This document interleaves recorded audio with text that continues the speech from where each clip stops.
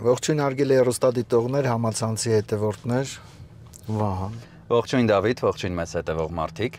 Եվ այսօր ուղևորվում ենք Անտարային փողոց, որպեսզի բացահայտենք հայաքվե միավորման համակարգող պարոն Ավետիք Չալաբյանին։ Լավ ես, նյութդ սովորել, ապրես։ Շնորհակալություն։ Գնանք, բավականին հետաքրքիր հանդիպում է, իմ կարծիքով մեզ սպասում։ Ես վստահ եմ։ Դե, առաջ։ Գնացինք։ Նորույթ Մարանիկից։ Մարանիկ համեմունքների ավանդական եւ հազվագյուտ տեսակներն արդեն առկա են ապակյա տարաներով, որոնք փակվում են հերմետիկ, պահպանում համն ու հոտը։ Իսկ հատիկավոր տեսակների ներկառուցված աղացը թույլ է տալիս վայելել Մարանիկ համեմունքների բույրի թարմությունը։ Ընտրյալ հատիկ, համի գաղտնիք։ Մարանիկ։ Каждая девочка хочет быть идеальной мамой и женой. А каждая женщина просто быть собой. Майонез Слобода. Давайте быть довольными, а не идеальными.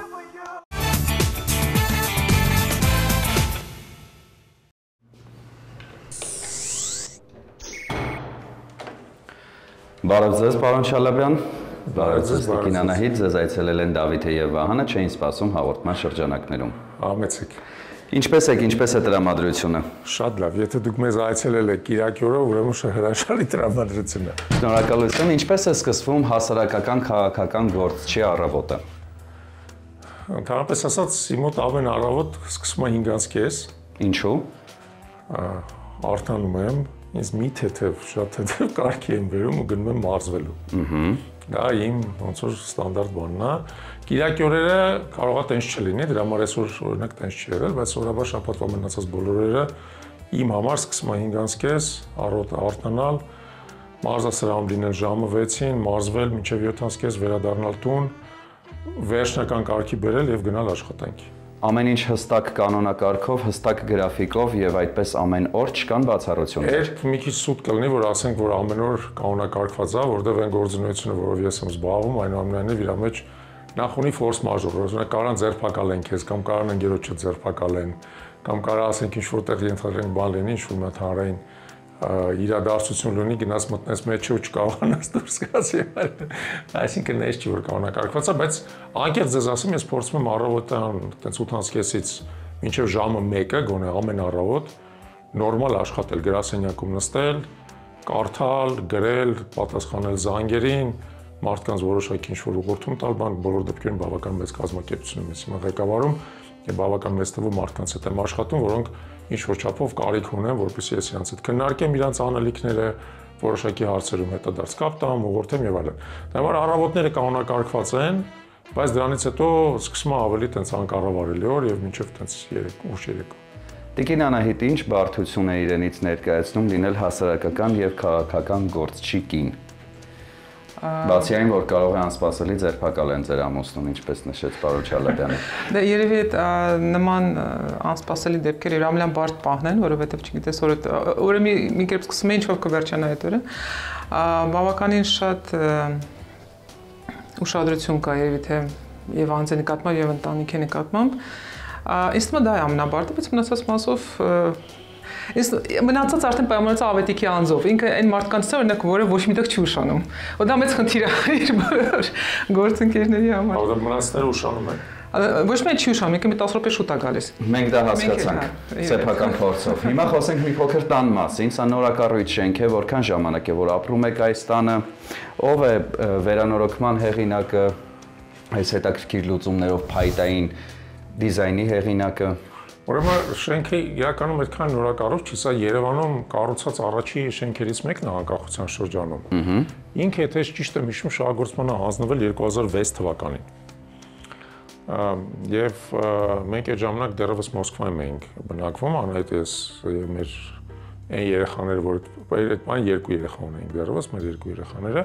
բայց մենք մտածեցինք, որ շատ ճիշտ կլինի, որ Երևանում մեր ոնց որ բան ունենանք, հա, օջախ ունենանք, եւ այս բնակարանը գնացինք այդ ժամանակ։ Հետագայում Երևանում բազմաթիվ նորակառույցներ են կառուցվել, բայց փաստորեն այս շենքը արդեն 19 տարեկան է, այդ իմաստով ինքը այտենց արդեն այդպես պատանեկան տարիքում էլի կարելի ասել, ոչ թե մանկական։ Ճարտարապետական լուծումների հեղինակը Գարիկ Պատրիկյանն է։ Մենք իր հետ միասին ենք աշխատել, ընդհանուր առմամբ փորձել ենք այն ժամանակվա համար բավական հետաքրքիր դիզայներական լուծումներ տալ, մի քիչ կոնսերվատիվ իհարկե կարելի ասել, բայց հիմնականում փորձել ենք օգտագործել փայտ, քար, տեսնում եք որ գորգեր են օգտագործվում ամենուրեք, ինչ որ իմաստով տենց, գիտեք ոնց է տենց կիսա արևելյան, կիսա Պրովանսի ոնց որ արևելյան չէ, հայկական։ Լուծում եղել, հա, հայկական էլի, որովհետև այս համադրումը քար, փայտ ես ուրիշ տեղերում եմ տեսել, ասենք օրինակ հաղարծինի սեղանատունը։ Եթե եղել է քարից պատերեն, փայտից ոնց որ տանիքա, առաստաղա, այդ բաներն են, հեծաններն են եւ այլն, էլի։ Փորձել ենք այդ լուծումը տանք, ասեմ ձեզ, որ այս խոյակները եւ այլն սարքելը բավական դժվար էր, մանավանդ դժվար էր այս մեկը, որովհետեւ սա եւ ոնց որ տեսնում եք, բանա նախշազարդ ունի նաեւ։ Համել կորություն ուներ։ Այդ ամեն մեկը չէր, որ պատրաստ էր այս աշխատանքը վերցնել, կան լավ շատ ատաղձագործներ, ցավոք անունը արդեն չեմ հիշում, հիմա էլ արդեն Հայաստանում չի աշխատում ինքը։ Բայց ինքը տենց մտածեց, ասեց լավ, կփորձեմ այս ամեն ինչ անեմ ու արեց ու փաստորեն բավական լավ է ստացվել ու ժամանակի փորձությունն էլ անցնով դուք 20 տարի արդեն կա էլի որպես այդպեսին։ Այդ իմաստով իհարկե ասեմ ձեզ, որ այս տունը որ նոր էինք մենք տենց ավարտել ու մեծ քանակությամբ հյուրեր էին այդ ժամանակ գալիս, ի տարբերություն հիմիկվա,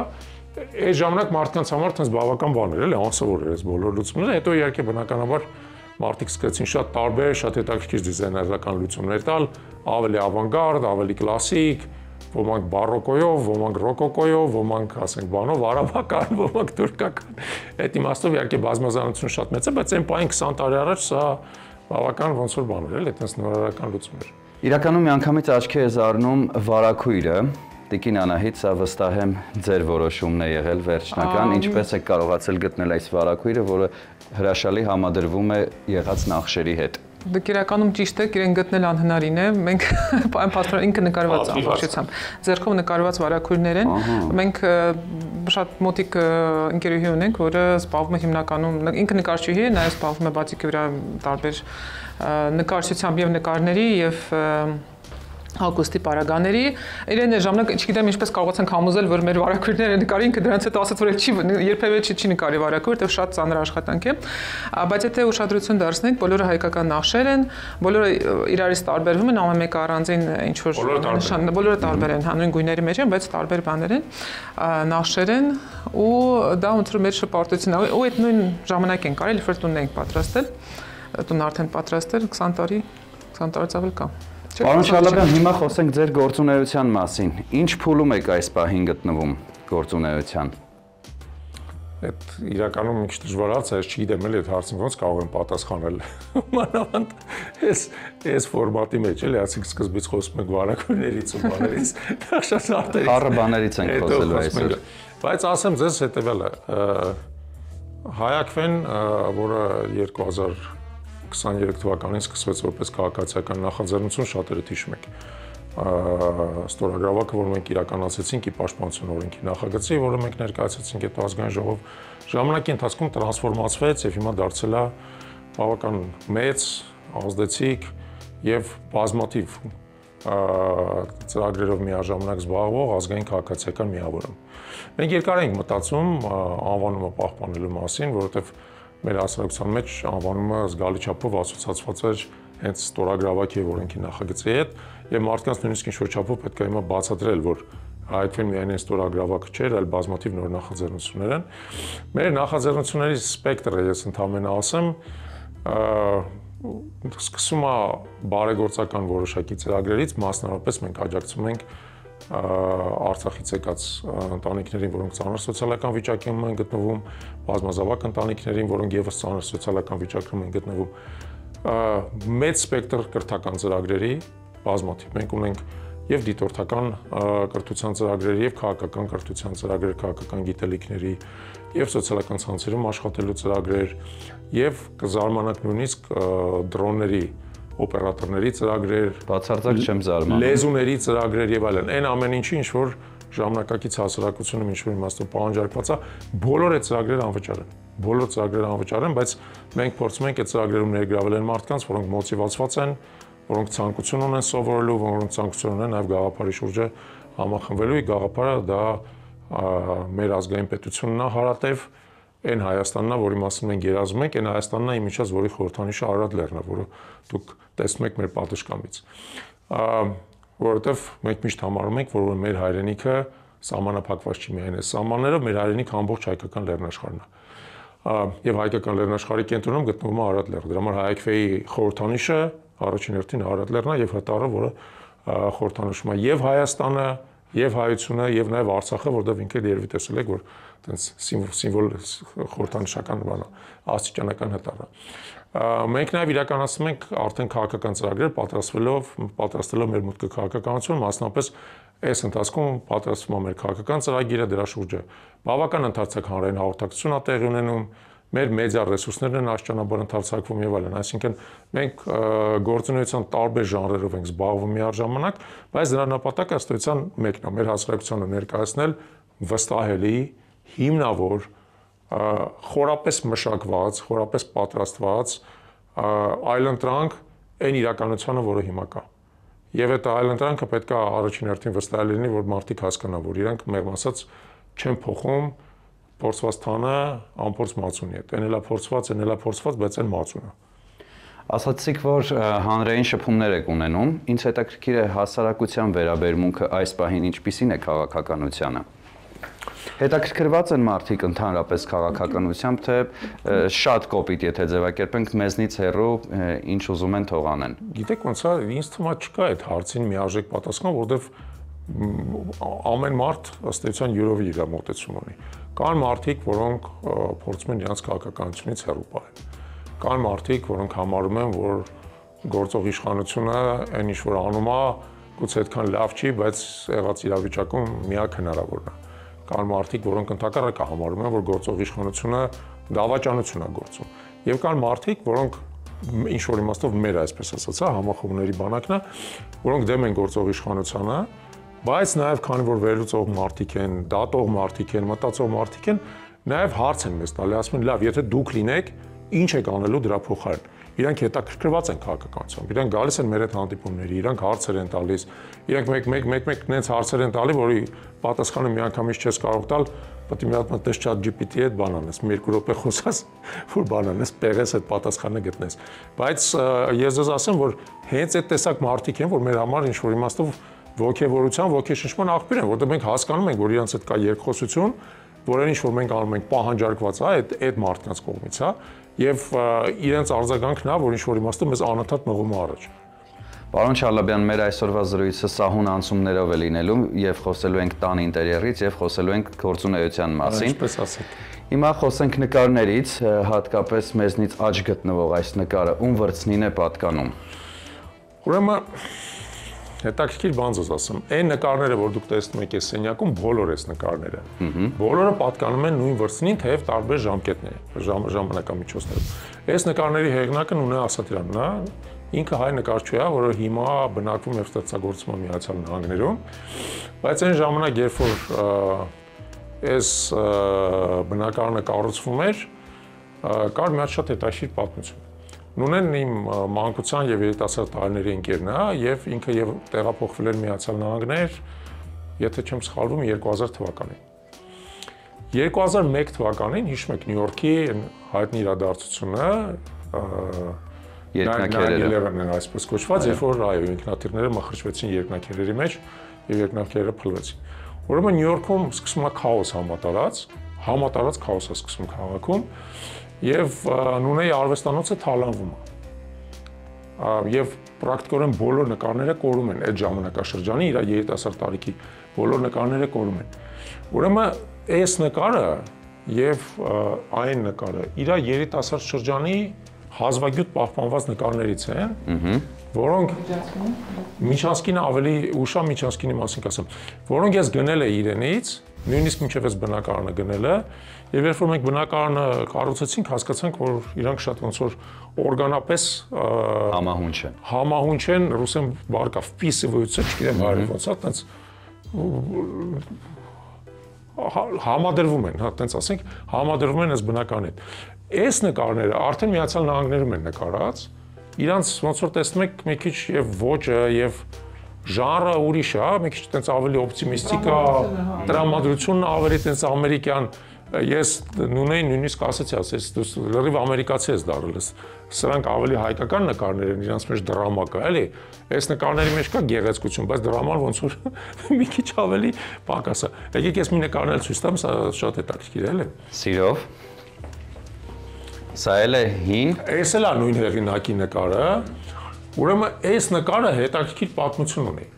Այս նկարը եղել է այդ արվեստանոցում, որը թալանվել է, միակն է, որ պահպանվել է։ Ահա։ Ասենք բոլոր նկարները տարել են, այս նկարը չէին տարել, ու սա ես նույնից ավելի ուշ եմ գնել, խնդրել եմ, որ ինքը սա Միացյալ Նահանգներից ուղարկի, եւ ինչ որ իմաստով նաեւ իրան աջակցելու ձևն էր, էլի։ Այդ իր նկարների կորստից հետո նաեւ ասացի, այս նկարը ամենալավը մեր տանը էլի կպահպանվի, ու ոնց որ տեսնում եք, տանը ամենակենտրոնական ոնց որ դիրքն է զբաղացնում այս նկարերը, որ բանից մտնում ես, դռնից մտնում ես, այս նկարն ես տեսնում, սա իրականում բարդ է բացատրել, ինչ եք տեսնում այս նկարի վրա, էլի, սա ըստ էության մարդկային հոգու որոշակի վերատառություն է, վերլուծություն է, այդ մարդկային հոգու ոնց որ տարբեր բաներն են նաև, էլի, ինչ որ իմաստով տարբեր շերտերն են, տարբեր դրսևորումներն են, տարբեր ոնց որ բացվածքներն են եւ այլն, նենց ինչպես նույնն է պատկերացել, այս նկարը ես կոնկրետ շատ եմ սիրում, շատ եմ սիրում, էլի, որովհետեւ ինքը իսկապես ահավոր խորություն է տալիս, դու մտնում ես այս բնակարանը ու ասես ինքը քեզ տանում է դեպի անverջ ինչ-որ մի հատ էներգիա է փոխանցում, հա։ Կարող ենք տեղափոխվել այս պահին պատշգամբ, մի փոքր խոսենք նաև քաղաքում տիրող շինարարական իրադարձությունների մասին, ընդհանրապես հասկանանք ինչ տեսարան է բացվում ձեր պատշգամբից։ Եկեք համեցեք։ Առավոտները սկսում եք այստեղ մեկ գավաթ սուրճով։ Այ չէ։ Սուտ կլինի։ Ես արդեն մարզասրահ գնալը։ Չէ, արդեն չէ, մարզասրահից առաջ սուրճ չկա, հետո հա։ Հետո հա։ Պարոն Չալաբյան, բացվում է հրաշալի տեսարան, եթե նայում ենք ուղիղ, բայց եթե նայում ենք աջ կամ ձախ, տեսարանի հրաշալի լինելու մասին կարելի է միայն լեգենդներ հյուսել։ Ինչպես եղավ, որ քաղաքը սկսեց այսպիսի լայն թափով շինարարության մեջ թաթախվել։ Գիտեք, ես այդքան շինարարությանը դեմ չեմ։ Ինչքան համատարած անճաշակությանը ու նաև ինչ-որ իմաստով ագահությանը, որը դա բան անում էլ ուղեկցում է։ Ասենք տեսնում եք, այս կողքի շենքը որոշակի շինարարական ստանդարտներ կան, էլի, որ ցանկացած հողատարածքի վրա մոտավորապես 40%-ը պետք է կառուցապատվի, հա։ Հիմա նայում եք, տեսնում եք, չէ՞ որ այստեղ ակնհայտորեն այս մարդիկ փորձել են մինչև վերջի միլիմետրը կառուցապատեն, սարքին քառակուսի մետր թանկ գնով վաճառելու համար։ Ինձ միշտ զարմացնում են մարդիկ, որոնք այս ձևի շենքերում բնակարաններ են գնում։ Ասենք կարող եք նկարել, օրինակ այս էլի հատուկ մի հատ ձեզ ուզում եմ խնդրեմ նկարեք ու մտածեք էլի, որ մարդն է գալու այս ձևի բնակարանում ապրելու, որը բոլոր կողմերից փակ է, տեսնում եք, հետևից քարի պատ է, այն կողմից փակ է, այս կողմից փակ է, այս կողմից իր տեսարանը փակում են ուրիշ ոնց որ մաս է շենքել։ Ծայրահեղ դեպքում դա կարելի օգտագործել որպես կոմերցիոն տարածք, իհարկե։ Դե ես հույսով եմ, որ իսկապես էլի ոչ մի խելամիտ մարդ ստեղ չի բնակվի, բայց ընդհանուր առմամբ ասեմ ձեզ հետևյալ էլի։ Երևանում արդեն քանի հատ քաղաքապետ է փոխվել, չէ՞։ Երբ որ կառուցվում էր մեր շենքը, այս շենքը պետք է լիներ 6 հարկանի, արդյունքում դարձավ 8 հարկանի։ Ինչի դարձավ 8 հարկանի, որովհետև այն ժամանակվա քաղաքապետը միջամտեց, ստացվեց նենց որ ըստ լուրերի չեմ կարող պնդել, ըստ լուրերի մի հարկը իրան անցավ, արդյունքում 2 հարկ ավել կառուցեցին, որ կարողանան այդ մի հարկը եւ այս անընդհատ շարունակվող իրավիճակ է էլի քաղաքում, անընդհատ։ Երբ որ շենքերի բարձրությունը իրար բնականաբար չի համապատասխանում, ոճը չի համապատասխանում, դասավորությունը չի համապատասխանում, մի շենքը մյուսին է խանգարում եւ այլն։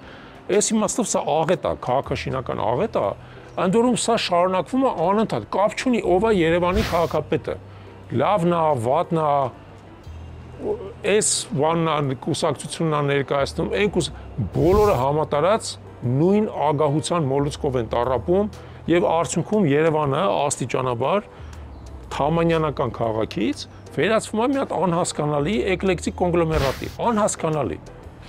Ասենք օրինակ մի բան է ցույց տամ, էլի ձեր կամերան կարող է մինչև ընդ տեսնում եք Ծիծեռնակաբերդի համալիրը։ Հետևը կառուցվող 30 հարկանի շենքը։ Իմ մոտ հարց առաջանում է, մեծ բաց դաշտ է, ինչ կարիք կա դեռ 30 հարկանի շենք կառուցել։ մեր սեյսմիկայի պայմաններում եւ այլն, ինչի համար է պետք 30-ական շենք կառուցել։ Երևանում ընդհանրապես ամենաշատը 15-16 հարկ պետք է աներ, դրանից ավել ոչ մի շենք, իսկ կենտրոնում ընդհանրապես 10 հարկից ավել պետք է չկառուցվի։ Նորմալ քաղաքները, օրինակ հասկանում ենք, չէ՞ որ ենթադրենք Վաշինգտոնը, Միացյալ Նահանգների մայրաքաղաքը, որպես այդպեսին բավական նորմալ քաղաք է։ Ուրեմն այդ քաղաքում կա մի ամենաբարձր կետը, դա կոնգրեսի կապիտոլիումի բանն է, գմբեթն է։ Դրանից բարձր ոչ մի շենք չկա։ Արգելված է այդ քաղաքում կառուցել։ Հիմա մեր բանը ո՞րն է այս քաղաքում, բարձր կետը ո՞րն է։ Անհասկանալի է։ Արդյունքում որ նայում ես այս քաղաքին աստիճանաբար ինքը կորցնում է ցանկացած դիմագից, ինքը ուզում է ուղղակի դառնա բնակավայր։ Ուղղակի դառնա բնակավայր ու ասեմ ձեզ ինքը ասենք էլի քաղաքային տիպի բնակավայր է, որովհետև գյուղ չի, հա, կով չի քայլում փողոցում, թրիկ չկա, ենթադրենք, հա, ասենք այգիներ առանձնապես չկան եւ այլն։ Քաղաքային տիպի է, բայց ասես քաղաք է։ Քաղաքը Վիեննան է, քաղաքը Լոնդոնն է, քաղաքը Փարիզն է, Մյունխենն է։ Մի հատ պետք է գնաս, աշկով տեսնես, հետո գաս Երևանի վրա նայես, ասես, «Էս ինչ ենք անում մեկ մեր ձեռով»։ Թամանյանը վերցրեց այդ ավերակներից, սարքեց քաղաք, տվեց մեզ, իսկ մենք դրած էլի վերածում ենք իրան մի հատ համատարած ավերակի։ Ես սիրտս կանգնում եմ դրանից, անկեղծ եմ ասում։ Իհարկե հաղորդումը մի փոքր ուշ է եթերում լինելու, բայց այս շրջանում քաղաքի վրա կախված է Նուբարաշենի աղբանոցի ծուխը։ Սա գլոբալ խնդիր է եւ եթե դուք ունենայիք իշխանություն այս պահին դուք ինքներդ ինչպես կպայքարեիք այդ ամենի դեմ։ Երբ որ ունենանք, երբ դուք ունենաք իշխանություն։ Ես այս պահին նկատի ունեի, եթե ունենանք, աղբամշակման գործարան կկառուցենք։ Ես անկեղծ ասած մինչև վերջ չեմ կարողանում հասկանամ, դա էլ մյուս բանն է, էլի, հանելուկն է։ Հանելուկ է։ Աղբամշակման գործարաններ կան աշխարհի համարյա բոլոր մեծ քաղաքներում։ Ստանդարտ տեխնոլոգիա է, երբ որ աղբը սկզբից սորտավորվում է, առանձնացվում է այն տեսակի աղբը, որը կարող է ունենալ երկրորդական կիրառություն, դա պլաստիկն է, դա թուղթն է, դա մետաղն է եւ այլն։ Մնացած աղբը, ենթադրենք, վերամշակվում է հատուկ հնոցներում, գազավորսում է կատարվում եւ այլն, որպեսզի քաղաքի մթնոլորտը չթունավորվի։ Հիմա թե ինչի այս տարիների ընթացքում 30 տարի է կարելի աղբամշակման գործարան կառուցել։ Բազմաթիվ ներդրողներ են եկել, առաջարկել են, բոլորը ստացել են, այսպես ասած, ադվարոտ-պավարոտ ու գնացել են։ Ու ամեն անգամ պարզ է, որ քաղաքային իշխանություններին հարցնենք, իրենք ինչ-որ մի հատ հիմնավորում կտան։ Կասեն ներդրումների պայմանները լավը չէր, էս չէր, այն չէր։ Իսկ սենց լավ է, որ ամիսը մեկ եկել այդ աղբավայրը բռնկվում է, ու սա քաղաքը թունավորվում է։ Մենք երեկոյան ստիպված ենք եղել քաղաքից դուրս քշել գնալ, որովհետև շնչել չէր ելնում։ Ասենք դա նորմալ չի, չէ՞ որ 1.200.000 մարդ ապրում է անընդհատ այս աղբավայրի հարևանությամբ, բայց ես ասեմ, մենակ էս չի։ Հայաստանի ցանկացած քաղաք ունի։ Ոչ միտեղ չկա աղբավայրամշակման գործարան։ Թեև դա ստանդարտ տեխնոլոգիա է, կարելի է երկու մի քանի հատ կառուցել, աղբը կոնցենտրացնել, հավաքել, բերել, այդտեղ մշակել։ Ես մի հատ ուրիշ հետաքրքիր բան ձեզ ասում եմ։ Ջարբախում սովետական տարիներին կար դաշնամուրների գործարան, հիշում եք։ Ուրեմն մի անգամ ինձ դրա նոր սեփականատերը հրավիրեց այցելել, տեսնել ինքին դա ինչ անում։ Մտնում է գործարանի տարածքը, պարզվում է աղբի սորտավորման գործարան է սարքել։ Կոնվեր աղբի սորտավորման։ Աղբը գալիս է, կանայք են աշխատում, օպերատորները, որոնք այդ աղբից հանում են, ինչպես էս արդեցին, երկրորդական օգտագործման բանը, մատերիալը մնացածը գնում է էլի նորից աղբավայր։ Ասում ես, որ աղբավայրերից եք վերցնում, գիտեք ինչն է պատասխանը։ Անհավանական է, ասում Իրանի, Նիգերիայից ենք բերում։ Ասում որտեղից։ Նիգերիայից ենք բերում, ասում Նիգերիայում կոնտեյներով դարսում են, Նիգերիայից գալիս է, ասում ուրեմն սևերը չեն կարող իրանց աղբը բան անեն, սորցերով կանեն։ Սևերի աղբը գալիս է Հայաստան, որ հայ մարդը սարցերով կանի, ի՞նչ կաշմար է։ Էդ ի՞նչ կաշմար է։ Պարզվում է, բայց իսկական ճիշտ էր ասում։ Ասում բայց ինչ ինչ եք, ոստից չեն տալի։ Ստեղից չեն տալի։ Պատկերացնում եք։ Պարոն Չալաբյան, ցավոտ թեմաները շատ են, բայց այս պահին մեր ծրագրում պետք է լինի կարճատև գովազդային դադար, որից հետո կվերադառնանք եւ կշարունակենք քննարկել մի շարք կարևոր թեմաներ։ Հաճույքով դադար տվեք։ Համեղ ճաշատեսակներ պատրաստելու գաղտնիքներից մեկը համեղ բաղադրիչներն են, օրինակ նպարեղենը, ալյուրը եւ իհարկե համեմունքները։ Իսկ եթե դրանք փաթեթավորված են գեղեցիկ, մաքուր, իսկ տեսականին շատ, ապա պատրաստման ընթացքը դառնում է կրկնակի հաճելի։ Marranik ընկերությունը սպառողին է ներկայացնում ծավալեղենի եւ համեմունքների ինչպես ավանդական, այնպես էլ հազվագյուտ եւ հարուստ տեսականին, ինչպես նաեւ նորույթ, ապակե տարաներով, կարմիր աղացած կծու, քաղցր պղպեղներ, սև աղացած պղպեղ եւ սև հատիկավոր պղպեղ աղացով, որը շատ հարմար է եւ հնարավոր է աղալ ցանկացած կերակրատեսակի վրա։ Մոտ 30 տարի հայկական շուկայում է, շատ որակով է, իսկ ամենակարևորը շատ համեղ։ Հիշում եք արդյոք Marranik ընկերության կարգախոսը։ Ես կօգնեմ ձեզ։ Ընտրյալ հատիկ, համի գաղտնիք, Marranik, սիրով նվիրում ենք։ Շնորհակալություն։ Խոստանում ենք ամենահամով ճաշը ես հարկել։ Slabodան ռուսական լավագույն սնունդ արտադրողներից է, որն իր արտադրանքի համար ընտրում է միայն թարմ եւ բնական բաղադրիչներ։ Slabodա կետչուպները շատ համեղ են եւ կարող են համադրվել ցանկացած ուտեստի հետ։ Համ, որն արթնացնում է ախորժակ։ Slabodա բուսայուղերն ունեն հաճելի համ եւ բույր։ Տապակելիս չեն փոխում սննդի համը, օգտակար են ինչպես տաք, այնպես էլ սառը օգտագործման դեպքում։ Ըստ Ռոսկաչեստվո 20 թվականի հետազոտության արդյունքների, Slabodա արևածաղկի ձեթը ստացել է 5 աստղ եւ մուտք գործել բարձր կարգի ձեթերի կատեգորիա։ Շատ որակով ապրանքանիշ է, խորհուրդ եմ տալիս միշտ օգտվել, սիրով նվիրում ենք։ Շնորհակալություն։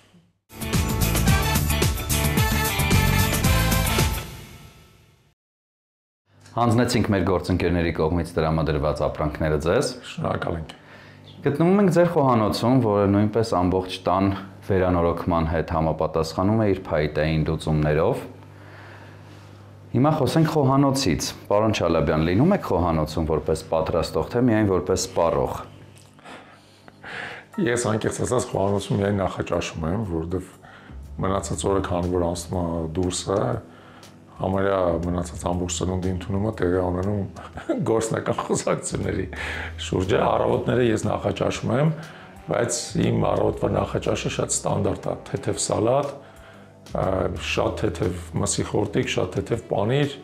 թեյ ու վերջ ես վազեցի դուրս։ Համար այդ իմ առավելագույն մասնակցությունն է խոհանոցի կյանքին։ Ինձ թվում է ճիշտ է կնոջս հարցնեք։ Տիկին Անահիտ, դուք չունեք դժգոհություններ, որ պարոն Չալաբյանը չի լինում տանը, ձեր պատրաստածները չի վայելում։ Իրականում մենք խոհանոցում ընդհանրապես ուտելիքի պատրաստման հարցում մի քիչ ավելի ուտելիտար ենք, երկուսս էլ աշխատում ենք։ Ու միակ սպառողը, այսպես ասած, խոհանոցի դա մեր երեխան է, փոքրը, որ հիմա մեր հետ է։ Իր համար, ասենք, ամեն ինչ պատրաստվում է։ Մենք մնացածս արդեն հարմարվում ենք իր գրաֆիկին, այդ պայն ովքեր որ տանն եք ուտում եք, ավետիքի գրաֆիկին արդեն սովորել ենք, որ նկատեց բավական անկախ է։ Ժամանակի տեսակետից եւ ուտելու տեսակետից։ Նույնիսկ Մարիկս մեկ զանգում է, ասում արի մեր տուն հաց ուտելու, ասում մտածում ես այդքան ժամանակ ունեմ, որ կարող եմ տուն հաց ուտելու։ Իդեպ խոսեցիք երեխաների մասին, որտեղ են նրանք։ Ուր են ճիշտ է։ Լավ, ուրեմն հերթով նախ մենք 4 երեխա ունենք, որոնցից 3 ուսանողական տարիքի են, մեկը դպրոցական։ Աշուտ նույնիսկ ասենց ասենք, մեկը ուսանողական էլ չի, մեկը յետ ուսանողական տարիքի է, մեր ավագ դուստրը, Նվարդը, նա սովորում է մագիստրատուրայում մոլեկուլար բիոլոգիայով զբաղվում, մոլեկուլար կենսաբանությամբ, սովորում է Լոնդոնում։ Մեր մյուս երկու տղաները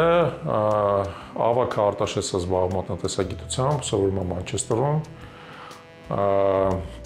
Մանչեսթերի համալսարանում, միջնեկը Վարդանը մաթեմատիկոս է, որոնց զբաղվում է տեսական մաթեմատիկայով, ինչ-որ իմաստով բացառիկ ընդունակություններ է ցուցաբերում այդ ոլորտում, եւ ինքը այս տարի ընդունվել է Սորբոնի համալսարանի Աբու Դաբիի մասնաճյուղը սովորում այնտեղ։ Մենք շատ կուզենայինք ինքը Հայաստանում սովորել, բայց ավոք վերջի տարիներին համալսարանական կրթության որակը այնքան է նվազել, որ իր ակնկալած կրթությունը, տեսական մաթեմատիկա մենք պարզապես ստեղ չկարողացանք գտնենք այն ծրագիրը, որը կբավարար իր պահանջներին։ Մեր կրտսերը Արամը հիմա 3-րդ դասարանում է, սովորում է Երևանում, ըստ էության միակ երեխան է, որ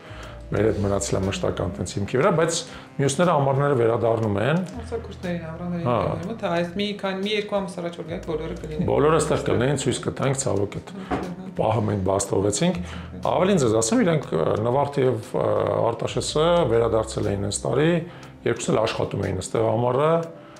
Արտաշեսը արդյունաբերական, այդպես բարձր տեխնոլոգիական ձեռնարկությունում, Նվարդը բարեգործական ծրագրեր էր իրականացնում եւ այլն։ Նվարդը ընդհանրապես շատ հետաքրքիր գործունեությամբ է զբաղված, ինքը զբաղված է քաղցկեղի բուժման միջոցների հետազոտությամբ։ Դա իր ոնց որ հիմնական մասնագիտացումն է։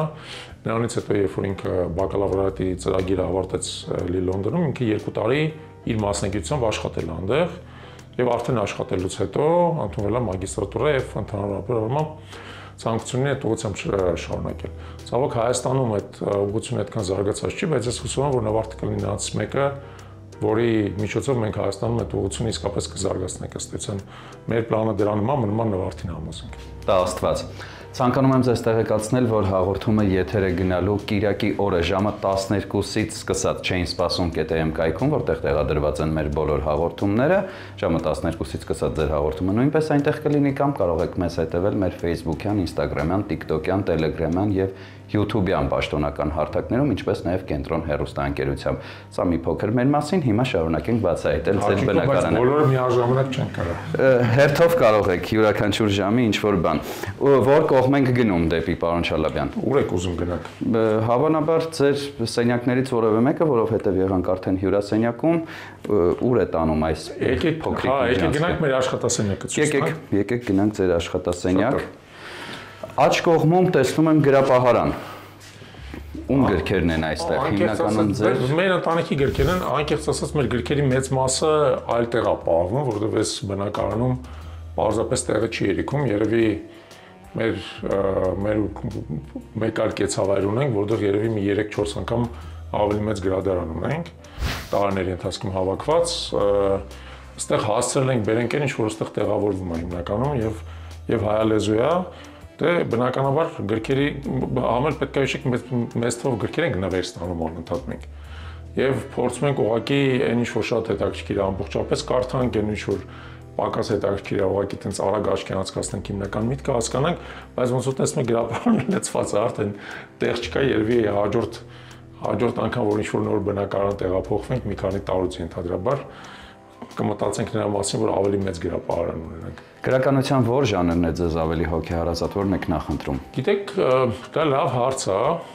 խնդրեմ Անահիտն էլ պատասխանի այդ հարցին։ Ես երիտասարդ եմ ինքս, ավելի շատ սիրում եմ գեղարվեստական գրականություն։ Ժամանակի ընթացքում գեղարվեստական գրականության սյուժեները ինչ որ իմաստով արդեն սկսում են կրկնվել, թեև միշտ զարմանալու ու նորը ընթերցելու զգալու տեղ կա։ Ինձ ավելի շատ այդ իմաստով հետաքրքրում է հիմա այն գրականությունը, որը մոտ է իմ ոնց որ ամենօրյա զբաղմունքին, սոցիալական հոգեբանություն, ֆուտուրիստիկա, փիլիսոփայություն, քաղաքականություն, քաղաքտնտեսություն եւ այլն։ Հիմնական ասենք ոնց որ ոլորտները, որոնցում ես անընդհատ կարդում եմ, դա է պատմություն, պատմական աշխարհագրություն եւ այլն։ Տիկին Անահիտ, դուք Ես մի քիչ աշխատանքի բերումով ավելի շատ բիզնես գրականություն եմ կարդում ես պայծրությամբ, բայց նաև ժամանակակից լավ գրականություն եմ սիրում։ Ժամանակից 20-րդ դար, ասենք, հեսը լատինամերիկյան գրողներին շատ է կարդում ժամանակ։ Այս վերջերս ճիշտ ասած ժամանակ այնքան քիչ է, որ կարդալը դա հատուկ ինչ-որ բան է, լարվածություն է պահանջում։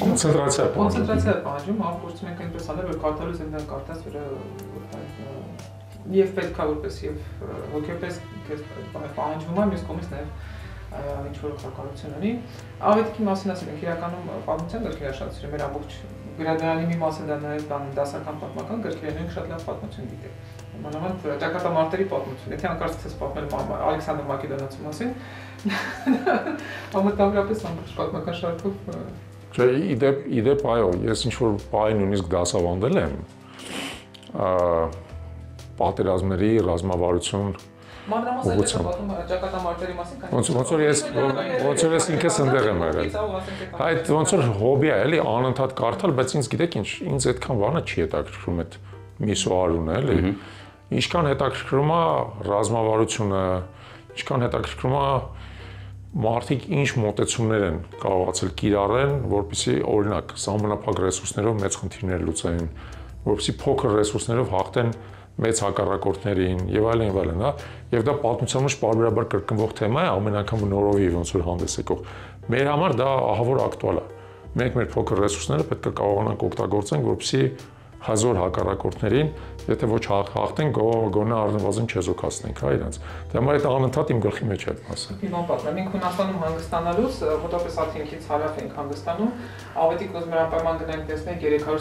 սպարտացու այդ ճակատամարտի վայրը, որտեղ 3 ժամի մոտավորապես 4 ժամ քշել ենք դեպի հյուսիս, ու այդտեղ որ պատկերացնենք ոչինչ չկա, օքի բլուր է, էլի, այդ մենք բլուրի վրա բարձրացանք, որպեսզի մենք ֆիքսենք, եղել ենք այնտեղ, որտեղ կռվել են 300 սպարտա, 300 չեն ավել էին, ինչպես 300 բաններ, ավանգարդներ։ Հա, դե 1000 կիլո բան կա։ Հա, բայց այդ իր համար ոչինչ բան չկար։ Ես այդ ամբողջ տեղանքը մանրամասն ուսումնասիրել եմ, փորձել եմ հասկանամ, եթե օրինակ Լեոնիդասը որոշեր նահանջելու հրաման տար, ուրիշ տեղ դիրքավորվեր կարար, դիրքավորվեր թե չէ, պարզել եմ որ կարար դիրքավորվեր, բայց նահանջի հրաման չի տվել։ Նախընտրելա մնալ, կռվել, զոհվել, փոխանակ նահանջի։ Բայց կարար նահանջեր ուրիշ տեղ դիրքավորվեր։ Այդ շատ հետաքրքիր պատմություն է, ինչինքը նահանջի հրաման չի տվել։ Կուղեկցեք մեզ ձեր աշխատասենյակ, պարոն Չալաբյան։ Բայց այսօրվա մեր խոսակցությունը իհարկե չի կարող լինել առանց քաղաքականության, հասկանալի պատճառներով եւ ընդունելի պատճառներով։ Եկեք։ Որն է քաղաքական այն պաշտոնը, որը դուք նախատեսում եք զբաղեցնել, ինչպես դուք ասացիք, երբ լինեք իշխանության։ Ես անկեղծ ասեմ, ես պաշտոններով չեմ մտածում։ Ես մտածում եմ այն խնդիրներով, որոնք պետք է լուծել։ Խնդիրները, որ պետք է լուծել, հիմնական մի քանի մեծ խնդիրների մասին ձեզ հետո ասեմ, հետո դուք էլ ինձ կօգնեք ասել ինչ պաշտոն է պետք այդ խնդիրները լուծել։ Եթե մի քանի խնդիր եք ասելու, կարծում եմ արդեն ակնառու է թե որ պաշտոնն է։ Բայց ես ձեզ ասեմ, որ խնդիրները այնքան մեծ են, որ դա պաշտոնով չի լուծվում։ Դա լուծվում է համակարգային ազդեցությամբ։ Եվ այդ իմաստով ամեն մեկ այդ համակարգի մեջ իր տեղը պետք է ունենա։ Իմ համար էական չի տվել դեպքում, թե կոնկրետ որ պաշտոնն եմ ես զբաղեցնում։ Էականը հետևյալը է։ Դու ունենաս այն համակարգը, որը կարող է ունենալ համակարգային ազդեցություն։ Ես դրա օրինակը ցույց տամ, ասեմ էլի, որ հասկանաք։ Վերջի 7 տարիների ընթացքում մեր երկրի վրա համակարգային ազդեցություն է տեղ ունենում, որը սկսել է սրվել մասնավորապես վերջի 2 տարիների ընթացքում։ Ինչ են փորձում անել մեր հետ։ Ասում են մոռացի պատմական հայրենիքի մասին։ Համակերպվի նրան, որ քո հայրենիքը այս սահմանների մեջ է, նաև ընդունեն, որ այդ սահմաններն էլ կարող են կրճատվեն եւ դու ոչ մի բան չես կարող անես։ Պետքա միջանցք կտանք, պետքա ջերմուկը կտանք, պետքա բան կտանք, Տավուշում անկլավ կտանք, պետքա Տիգրանաշենը եւ այլն, կապ չունի։ Դու հանգիստ նստի տեղդ, մեկը դու ոչ մի բան չես կարող անես։ Ցեղասպանությունը եղել, հայ եղել, անցել է, մոռացի դրա մասին, ինչ եղել է, մեկը դու ոչ մի բան չես կարող փոխես։ Թողչելներ հիմա շատ կլինեն, բայց որ քիչ չեն կարող ոչ մի բան փոխել։ Մեսրոպ Մաշտոցը դե ինչ որ տարեր բան արել եւ այլն։ Ու անընդհատ ցեն շարունակաբար։ Եկեղեցու մասին էլ չասեմ, գիտեք ինչա տեղի ունենում։ Հիմա տեսեք, մենք չենք կարող վերադառնանք այն կետին, որից այդ ամեն ինչը սկսվել է։ Չես կարող։ Պատմությունը երբեք չի վերադառնում նախկին կետերին, հա։ Պատմությունը դիալեկտիկ է զարգանում։ Դա նշանակում է, որ մեզ պետք է գնալ դեպի այն կետը մեր ազգային կյանքի, որում նախկին եղածից լավը մենք կարողանում ենք մաքրել, պահպանել, բայց բոլոր այն խնդիրները, որոնք մեզ բերել են այս թուլության վիճակին, մենք կարողանում ենք այդ խնդիրները հաղթահարել։ Հիմա ի՞նչն է մեզ բերել այս թուլության վիճակին։ Մի քանի մեծ բան ասեմ, որտեղ իհարկե սրա մասին կարելի է անվերջ խոսել եւ գուցե, չգիտեմ, եթե արդեն ունեցել մեր ոդկասթները նայելու, մեր ոդկասթները մենք փորձում ենք հերթով, խնդիր առ խնդիր դրանք վերլուծել։ Բայց մեծ հաշվով մեզ այս կետին բերել են, որ պատմականորեն երկար տարիներ չունենալով պետություն, մենք նայած հետո երբ որ այդ պետությունը ստացել ենք սովետական միության կազմաքանդման արդյունքում, մինչև վերջ չեն կարողացել մեր ներսում պետականամետ պետության նկատմամբ պարտավորվածության, ազգի նկատմամբ պարտավորվածության հստակ մոդել ձևավորել։ Երբ որ ասենք պատիվը, արժանապատվությունը, ծառայությունը պետությանը եւ ազգին, հա, փառք ինչ-որ իմաստով ավելի կարևոր է, քան նյութական բարիք։ Մեր ժողովրդի ներսում այդ նյութական բարիքի գերակայությունը ինչ-որ չափով շատ ուժեղ է մնացել, մասնավորապես նաև այն պատճառով, որ 90-ական թվերին շատ աղքատ ենք մենք ապրել։ Համատարած աղքատության տարիներ է դա եղել, հա, շատ քիչ մարդեր, որ այդ ժամանակ լավ էր ապրում, եւ նրանք էլ որ լավ էին ապրում էին զարտուղի ճանապարհներով, հետո արդեն սկսեց բիզնեսը զարգանալ, բան մարդիկ սկսեցին արդար ճանապարհներով փող աշխատել։ Բայց տեղի ունեցավ մի բան, որը ինչ-որ իմաստով մեր ազգի ողնաշարը կոտրեց։ Նյութապաշտությունը հաղթեց ոգեղենին, հաղթեց ազգայինին, հաղթեց այն իդեալներին, որով մենք անկախացել ենք ըստ էության։ Ստացվեց, որ աստիճանաբար մենք տուրք տվեցինք նյութին, տուրք տալով նյութին սկսեցինք իմիտացիայով զբաղվել, մեր մեջ ոգին կոտրվեց, հա, չեմ ասում համատարած, բայց մեծամասնության մեջ։ Եվ դրա համար հիմա իմ խնդիրը եւ ինպես մարդկանց խնդիրը նրանում է, որ մենք կարողանանք վերականգնենք ոգին, Վերականգնենք արժանապատվությունը, վերականգնենք գիտակցությունը հայրենիքի նկատմամբ ծառայության եւ հայրենիքի նկատմամբ հանձնարարության։ Նյութականը իջացնենք ներքև այնտեղ, որտեղ ինքը պետք է լինի։ Իրականում ձեր պատասխանից երկու բան կարելի է ենթադրել, երկու պաշտոն քաղաքական, այն է կրթության, գիտության, մշակույթի, սպորտի նախարար կամ վարչապետ, չկա երրորդ տարբերակ կարծում եմ, որովհետև այդ ամենը այդ երկու հստակ պաշտոններն են, որ կկարողանան վերհանել։ Ես չեմ կարծում, որ նախարարի մի որևէ նախարար կարող է այդ խնդիրը լուծել։ Մնաց մեկ տարբերակ հասկացա։ Չէ, նորից։ Սա համակարգային խնդիր է։ Սրանով շատ մարդիկ պետք է զբաղվեն։ Սրանով պետք է զբաղվի կառավարության յուրաքանչյուր անդամ։ Սրանով պետք է զբաղվի յուրաքանչյուր падգամավոր, սրանով պետք է զբաղվի յուրաքանչյուր մարզպետ, սրանով պետք է զբաղվի յուրաքանչյուր համայնքապետ, դեսպան, նույնիսկ դատավոր, որովհետև երբ քո երկրում արդարությունը կորսված է եւ նյութն է գերակայում, նաեւ արդարության եւ արդարադատության նկատմամբ, հա։ Դա նշանակում է, որ մարդիկ հուսալքվում են, հիասթափվում են եւ չեն ուզում այդ համակարգում ապրել։ Հիմա այդ իմաստով յուրաքանչյուր դատավոր է պարտավոր մարդկանց մոտ հավատը վերականգնել իր արդարամտությամբ, իր արդար դատավճիռներով, հա։ Այդ իմաստով ես հավասար հավանականությամբ, իհարկե դատավոր լինելու համար ինձ մի քիչ ուշ է, որովհետև իրավաբան չեմ կրթությամբ, հա, բոլոր դեպքերում բիզնեսի կառավարիչ եմ կրթությամբ, բայց ես հավասար հավանականությամբ եւ նախարար կարամ լինեմ, եւ փոխ վարչապետ կարող եմ լինել, եւ վարչապետ, եւ մարզպետ, ինչ ասես, իմ համար նորից եմ ուզում ձեզ ասում էլի, այդքան կարևոր չի պաշտոնը, ինչքան կարևոր է, որ շուրջս լինեն համախոհներ, որոնք բոլորը միասին ծառայում են նույն նպատակին։ Եվ ավելին ձեզ ասեմ, այդ վերջին միտքս ասեմ, եթե մենք դա չանենք, մենք կշարունակենք գլորվել ներքև։ Պարոն Շալաբյան, պաշտությունը կուլ կտա ուղղակի։ Մինչ Հայաքվեն դուք զբաղեցնում էիք լավ պաշտոն միջազգային հեղինակավոր կազմակերպության ավագ տնօրենն էիք նույնիսկ եւ դա թողեցիք եւ վերադարձաք Հայաստան։ Ինչու՞։ Տեսեք, այդքան ոչ թե մինչ Հայաքվեն, որովհետև Հայաքվեն մենք սկսել ենք բոլոր դեպքերում 2023 թվականին, իսկ Հայաստանից վերադարձել եմ 2020 թվականին, 21 տարի երկրից դուրս ապրելով, բայց նաև ինչ-որ իմաստով երկրի կյանքով էլ ապրելով, հա, որովհետև թեև դուրսն էի ապրում եւ աշխատում, ամեն ամիս գալիս էի Հայաստան, այստեղ իրականացնում էի ծրագրեր, դեռևս 2012 թվականին մենք ստեղծեցինք Վերադարձ Հայաստան հիմնադրամը, որ աջակցում էր հայրենադարձներին, 2014-ի սկզբին ստեղծեցինք Հար հիմնադրամը, որը աջակցում էր եւ շարունակում է աջակցել հայկական բանակին ամբողջ ընթացքում, անցյալ տարի մենք տոնեցինք Արար հիմնադրամի 10-ամյակը, ուստի ես բոլոր այդ տարիների ընթացքում թեև դուրսը զբաղված էի իմ մասնագիտական կարիերայով, բայց անմիջականորեն ներգրաված էի Հայաստանի հասարակական կյանքում եւ փորձում էի օգտակար լինել այնքանով, ինչքանով հնարավոր է։ Ես Հայաստան եմ վերադարձել երկու ավագ որդիներիս հետ 2020 թվականի սեպտեմբերի 26-ի գիշերը եւ առավոտյան սկսել է պատերազմը 44 օրյա պատերազմը, որը մեր համար ողբերգական հետևանքներ ունեցավ։ Եվ հիմնական պատճառը, ինչի ես եւ նաեւ ընտանիքս իմ հետ միասին վերադարձանք Հայաստան,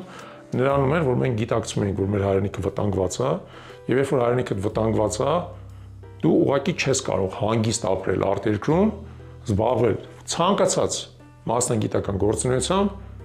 հասկանալով, որ այնտեղ քեզանից ինչ-որ բաներ կախված, բայց դու այդ բանը չարեցիր։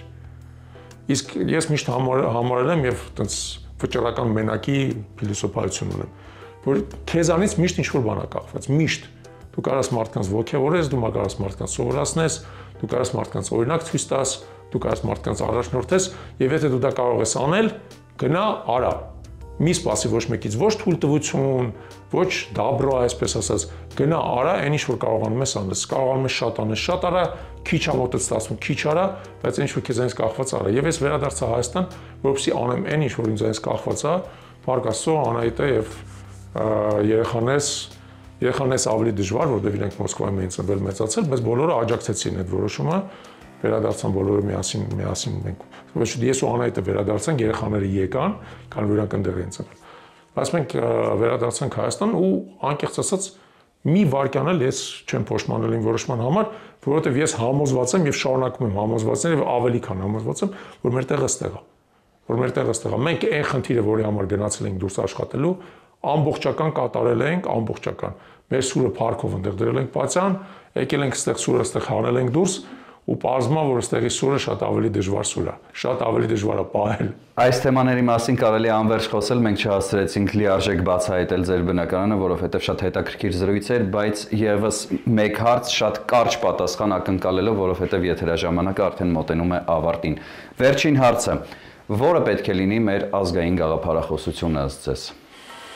Մեր ազգային գաղափարախոսությունը պետք է հենված լինի հայրենիքի, ազգի եւ միևնույն ժամանակ պրագմատիզմի վրա։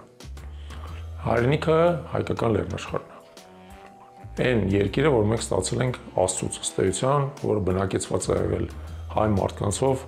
առնվազն մի քանի հազարամյակ, առնվազն 3000, որոշ մարդիկ ինձ կքննադատեն, կասեն ավելի շատ, բայց առնվազն 3000-ամյակ։ Դա է մեր հայրենիքը։ Հայաստանի Հանրապետությունը այսօրվա այդ հայրենիքի մասն է, որը մենք պետք է պահենք, փայփայենք, բայց եւ երբևիցե մեծ հայրենիքը մեր գլխից բաց չթողենք, հա, հասկանանք, որ մեծ հայրենիքն է մեր հայրենիքը, մինչև ես մեր մեծ հայրենիքի բոլոր մասերում եղել եմ, ոչ միայն Արցախում կամ Արարատի գագաթին, այլև Վանա լճի ափերին, Նեմրութ սարի վրա եւ այլն, ամենուրեք մեր հայրենիքն է, ամենուրեք ես այդ հողի շունչը զգացել եմ ու զգացել եմ, որ այդ իմն է, անկախ նրանից, որ մեր վերահսկողության տակ չի։ Այդ մեկ։ Երկրորդը մեր հավատն է։ Մեր հավատը, միաստվածությունը եւ քրիստոնեությունը եւ հումանիզմը բխել է նաեւ մեր հայրենիքից։ Մեզ այս հայրենիքի հետ տրվել է նաեւ մեր հավատը, ինչ որ իմաստով պատական չի, որ մենք առաջի ազգն ենք, որը քրիստոնեությունը ընդունել որպես պետական կրոն, որտեղ դա մեզ հոգի հարազատ է եղել։ Եվ մենք պետք է ապրենք մեր հավատով, բայց նաեւ այն պատվիրաններով, որ այդ հավատից բխում են։ Չի կարելի գնալ եկեղեցի, դուրս գալ ու մեղք գործել։ Դու եթե հավատում ես, ուրեմն հավատում ես անվերապահ։ Նշանակում է մեղք էլ չես գործում։ Իսկ եթե գործում ես, պետք է ապաշխարես, պետք է գնաս, գլուխդ խոնարհես, այդ մեղքից դուրս գաս։ Եվ վերջապես շատ կարևոր է, ես կարծում եմ, նաև պրագմատիզմը։ Մեզ պատմության ընթացքում հաճախ այդ պրագմատիզմը բացակայել է։ Մենք հաճախ ռազմավարությունը եւ մարտավարությունը խառնել ենք իրար։ Մենք հաճախ մեր ցանկությունը խառնել ենք մեր հնարավորությունների հետ։ Միշտ պետք է իրատեսական գնահատենք մեր հնարավորությունները։ Երբ որ ես ասում եմ, որ մեր հայրենիքը հայկական լեռնաշխարհն է, չի նշանակում, որ վաղը թուրը հանելու եմ, գնալու եմ հետ գրավելու։ Բայց նաև չի նշանակում, որ եթե պատմական հնարավորություն բացվի դրա, պատմական հնարավորություն բացվի, ոնց որ մեր առաջ պատմական հնարավորություն բացվեց 90-ական թվականների սկզբին։ Այդ հայրենիքի այն ամենափոքր միլիմետրն էլ փոքր տարածքն պետք չի ազատագրել։ Պետք է ազատագրել, հայացնել, դարձնել կենդանի, այգի, օրան, քաղաք, շեն եւ այլն։ Դրա հիմքում եւս մի կարևոր բան անկած, մենք փորձել ենք մեր ընտանիքով դա։ Եթե դու այդ ամեն ինչին հավատում ես, դու պետք է այդ ամեն ինչ անեցնես, որ ժառանգես քո սերունդներին։ Այդ պատճառով է, որ մենք ունեցել ենք 4 երեխա, հավատալով, որ մենք 4 երեխաներին մեր կարող ենք ժառանգել այն հայրենիքը, որով իրենք կարող են հպարտանալ, շենացնել, հզորացնել, իրենք էլ ժառանգեն իրենց սերունդներին։ Հուսով եմ, որ տենց էլ տեղի կունենա։ Ընդհանրապես ասած, մեր այստեղ գտնվելու նպատակը ու նաև ձեր այսօր այստեղ գտնվելու նպատակը հենց դրանում է։ Շնորհակալություն շատ, մեր հաջորդ հանդիպումը կլինի արդեն ձեր դրան դիմաց։ Շնորհակալ։ Շատ շնորհակալություն հրաշալի զրույցի համար, իրոք ժամանակը մեկ ակնթարթի պես անցավ եւ մենք ցավոք չկարողացանք լիարժեք բացահայտել ձեր բնակարանը, բայց ունեցանք մի շարք նոր գիտելիքներ եւ նոր տեսլական։ Շնորհակալություն։ Ես եմ ձեզ շնորհակալ, նորեն համեցեք, կարող է որ մի երկու անգամ էլ գաք լրիվ բացահայտեք։ Շնորհակալություն, լավ մնացեք, հաջողություն։ Ստեսություն ձեզ։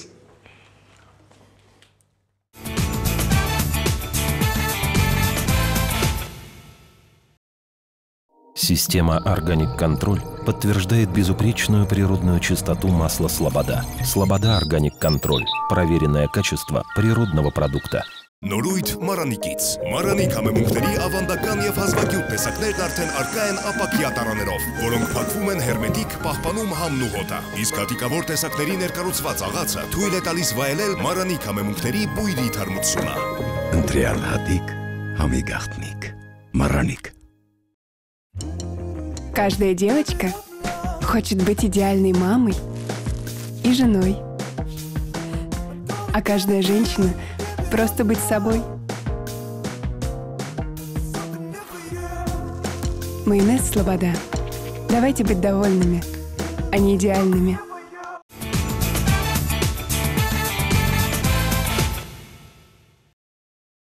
Դավիթ 45 րոպեն ինձ համար անցավ ընդամենը մեկ ակնթարթի պես, ցավոք չկարողացանք բնակարանային պայմանները բացահայտել։ Եվ ցավոք շատ ու շատ խնդիրների շուրջ չհասցրեցինք զրուցել, որովհետև իսկապես անվերջ կարելի էր զրուցել։ Շատ հետաքրքիր զրուցակից էր Ավետիք Չալաբյանը։ Շնորհակալություն։ Իսկ ձեզ հետ Վահան Միրաքյան։ Եվ ինչպես միշտ Դավիթ Վարդանյան։ Մնացեք խաղաղությամբ։ Հաջողություն, բայց մինչ այդ չմոռանաք բաժանորդագրվել մեր YouTube-յան ալիքին եւ սեղմել զանգակի կոճակը, որպեսզի Դավիթ, որպեսզի։ Հաջողություն։ Ցտեսություն։